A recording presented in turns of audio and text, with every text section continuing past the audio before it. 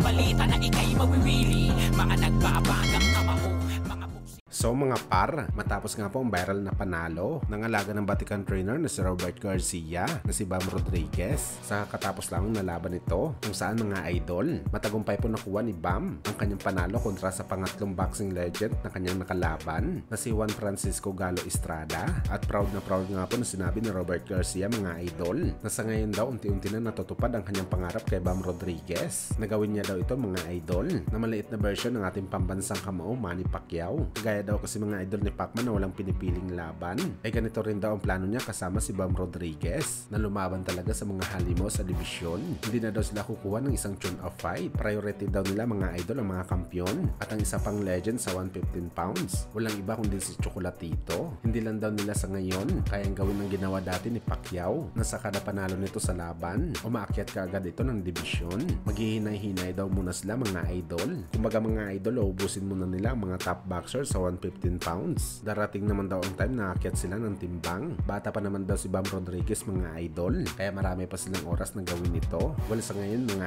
idol, wala naman talaga tayo nakikita na malapit sa galawan ng isang Manny Pacquiao kundi si Bam Rodriguez lamang at ang WBC Bantamweight Champion Junto Nakatani. Pero mas kuwang-kuwa talaga mga idol ni Bam ang estilo ni Pacquiao na lumalaban na merong side to side na galawan at tila kinapit talaga ni Robert Garcia ang estilo ni Pacman sa bakbakan dahil dati makailang beses na nito nakalaban si Pacman na si Robert Garcia ang coach ng kalaban pero zero win talaga si Robert kay Pacman mga idol, kaya siguro nag-alaga na lang ito mga idol ng kagaya sa galaw ni Pacquiao sa katauhan ni Bam Rodriguez.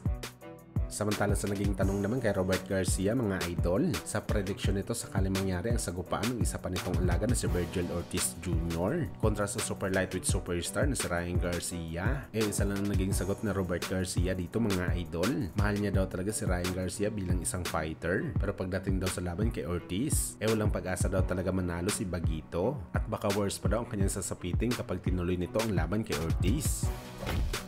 Sa kabilang banda naman mga idol, sa naging panayam nga po ng ating pambato na si Mark Magnifico Magsayo, natanong po siya mga idol kung sakaling aakyat daw ang Japanese monster Naoya Inoue sa junior lightweight division, papalag ba daw ito? Kung saan mga idol direktang sinabi ni Magsayo na hihintayin niya daw si Inoue sa 130 pounds at wala daw siya balak umatras sa laban. Payag din daw si Magsayo mga idol kahit pumunta man daw siya sa Japan at labanan si Inoue. Well, isang astig na bakbakan nga to mga idol sakaling mangyari. Ito talagang bakbakan mga idol na hindi talaga dadaan sa scorecards ng mga judges. Knockout talaga ang magiging resulta dito dahil puro silang power punchers sa bakbakan.